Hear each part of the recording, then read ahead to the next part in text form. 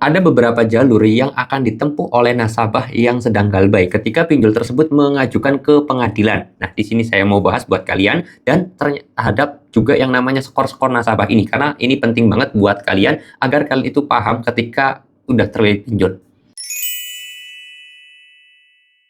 Assalamualaikum warahmatullahi wabarakatuh, teman-teman semuanya. Pada kesempatan video kali ini saya ingin membahas yaitu urutan proses hukum nasabah yang galbay pinjol. Karena banyak banget teman-teman semuanya itu yang selalu ada aja, entah satu entah dua, setiap minggunya itu ada terhadap yang namanya hukum pinjol seperti apa, prosesnya seperti apa, terus kemudian masalah slik OJK, masalah skor dan yang lain sebagainya itu ada aja. Makanya di sini saya mau jawab dan mungkin videonya agak sedikit lumayan panjang ya teman-teman semuanya. Oke, jadi masalah urutan proses hukum dulu terhadap nasabah galbay pinjol.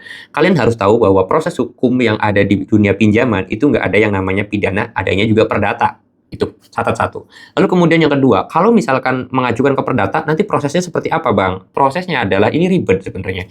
Jadi pinjol tersebut mengajukan dulu ke pengadilan, dipanggil nasabahnya, lalu diperiksa antara si nasabah tersebut dan juga pihak pinjolnya. Terus kemudian kalau memang benar nantinya di pengadilan itu nasabah punya hutang, nanti nasabah tersebut akan dimintai kesepakatan kemampuan bayarnya berapa. Sesimpel itu sebenarnya.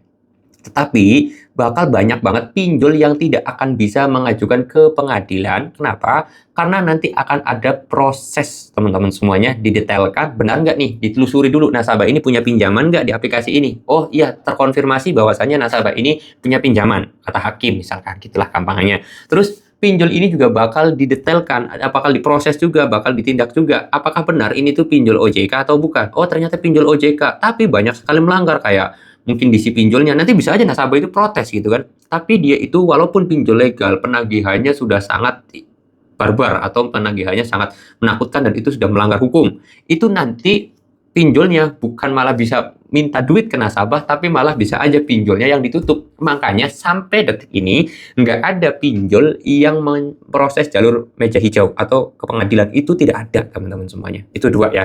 Nah, clear sampai situ. Jadi intinya kalau ke proses hukum itu tidak ada sama sekali teman-teman semuanya. Kalau masalah pinjol-pinjolan ini ke meja hijau itu tidak ada. Tapi kalau perbankan mungkin ada ya. Tapi sekali lagi ini hanya perdata, tidak masuk ke pidana. Tuh. Lalu kemudian masalah slik OJK. Nah, atau pusdafil atau by checking ya. Dulu mungkin lebih dikenal by checking, sekarang itu slik OJK. Kalian harus tahu ya bahwa tidak pinjol itu sekarang itu bukan lagi masuk ke slik OJK, tapi masuknya ke pusdafil. Apa itu pusdafil? Pusat Data Fintech Lending. Jadi sekarang itu, jadi kalau kalian ngecek ya, kalian galbay nih di pinjol, terus kemudian kalian ngecek di slik OJK, 100% nama kalian nggak bakalan ada. Tapi masuknya ke pusdafil teman-teman semuanya, Pusat Data Fintech Lending. Nah, slik OJK ini gimana Bang? Slik OJK ini hanya mendata untuk nasabah bank yang punya pinjaman ataupun kredit-kredit seperti itu. Itu bakal nanti masuknya ke slik OJK. Tapi kalau masalah fintech ataupun pinjol, fintech lending gitu ya, itu masuknya ke pusdafil teman-teman semuanya. Jadi beda apa ya, pendataannya itu beda, tapi fungsinya sama aja seperti itu.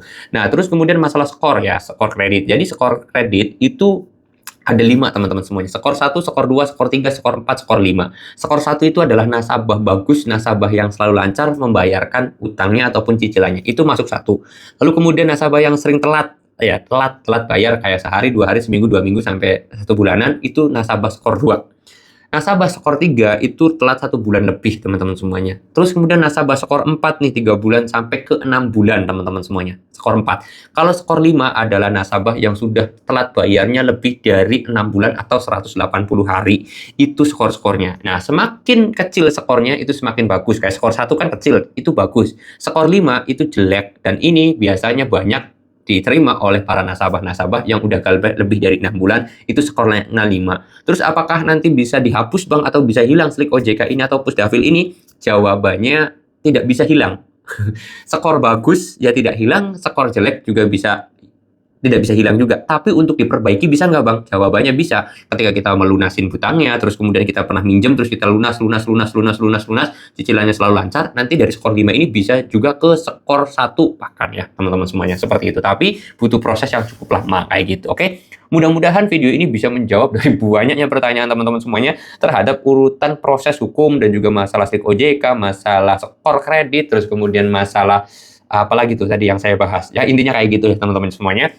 Itu memang kalian bisa baca juga ya, bisa baca juga di OJK ataupun di website-website itu seperti apa proses-prosesnya. Insya Allah rangkuman singkat seperti itulah gambarannya. Karena saya sendiri jujur sebelum membuat video ini, saya tuh sering banget membuat bukan setiap bikin video sih, tapi kadang-kadang saya tuh kan karena seringnya baca di website seperti Kompas, Detik.com, Liputan 6, terus CNBC, CNN, itu jadi saya ya alhamdulillah sedikit hafal urutan-urutannya seperti itu. Dan apa yang tadi saya sampaikan adalah gambaran singkat aja untuk mempermudah saya menjelaskannya. Kalau pengen lebih detail lagi, silahkan kalian tinggal baca-baca aja di website-website yang punya kredibilitas ya, pesan saya. Jangan Tribun News gitu, jangan jangan, itu kadang-kadang beritanya ataupun informasinya melenceng, teman-teman. Oke, mudah-mudahan video ini bisa bermanfaat. Kalau kalian ada pertanyaan, boleh tinggal tulis aja di kolom komentar atau DM ke Instagram saja. Kalau mau konsultasi, gratis sama saya, teman-teman semuanya. Saya mau tutup video ini dengan kata Assalamualaikum warahmatullahi wabarakatuh.